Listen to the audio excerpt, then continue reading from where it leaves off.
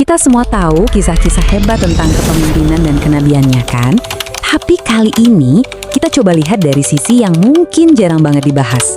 Kita mau kenalan lebih dekat dengan sisi manusianya di balik sosok sejarah yang luar biasa ini.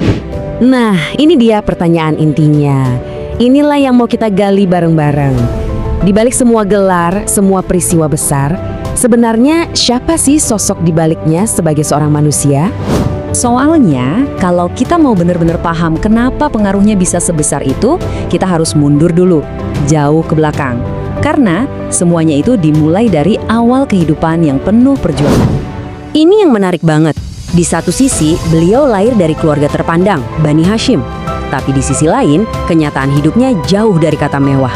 Beliau lahir dalam keadaan yatim, dan di umur 8 tahun udah harus kerja jadi penggembala buat bantu ekonomi pamannya. Dari sini aja kita udah bisa lihat etos kerjanya yang luar biasa, yang kemudian membentuknya jadi pedagang paling jujur dan terpercaya. Oke, sekarang kita masuk ke hal-hal yang lebih personal yang mungkin jarang kita dengar. Detail-detail kecil dalam kesehariannya ini justru yang bisa ngasih kita gambaran utuh tentang siapa beliau sebenarnya. Ini bukan sekedar daftar kesukaan biasa loh. Coba deh perhatiin polanya.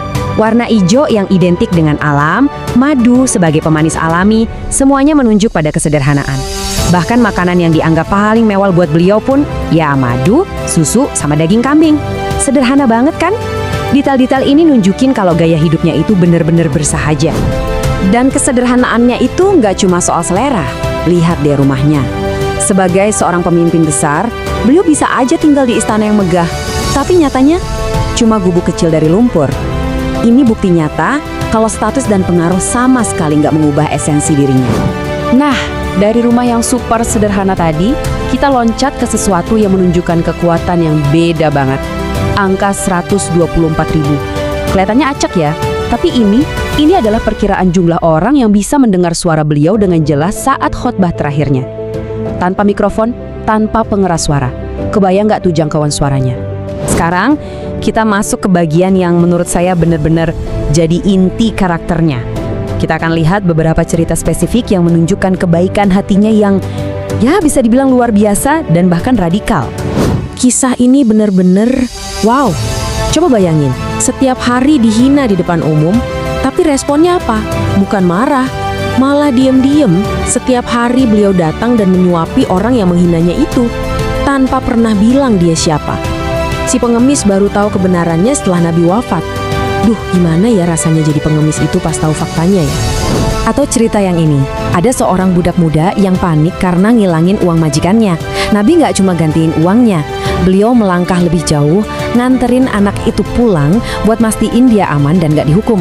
Dan dampaknya, kebaikan yang kelihatannya kecil ini begitu menyentuh hati si majikan sampai akhirnya dia memutuskan masuk Islam. Efek domino dari sebuah kebaikan ya.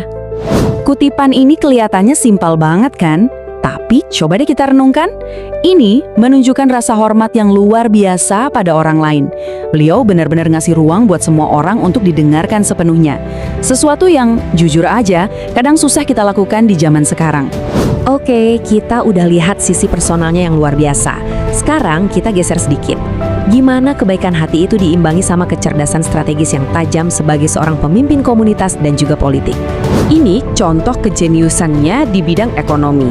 Waktu itu, pasar di Madinah dikuasai sama satu kelompok dan prakteknya nggak adil. Apa yang beliau lakukan? Beliau nggak merebut pasar yang lama. Beliau membangun alternatif yang lebih baik. Pasar Baki. Aturannya revolusioner pada masanya. Terbuka buat siapa saja, nggak ada booking lapak, dan bebas pajak. Bener-bener menciptakan keadilan dan kesempatan yang sama buat semua. Nah, ini dia salah satu manuver diplomasi paling brilian dalam sejarah, Perjanjian Hudaibiyah. Di atas kertas, perjanjian damai selama 10 tahun ini kelihatannya merugikan banget buat kaum muslimin waktu itu. Tapi, tunggu dulu, mari kita bedah lebih dalam. Ini bagian paling mind-blowingnya. Setiap poin yang kelihatan kayak kekalahan itu sebenarnya adalah kemenangan strategis jangka panjang. Nunda haji, itu buat menghindari perang. Harus balikin orang yang kabur, itu buat membangun reputasi sebagai pihak yang menepati janji. Dan gencatan senjata 10 tahun, Ini jenius. Ini ngasih waktu buat Islam menyebar lewat cara damai, bukan dengan pedang.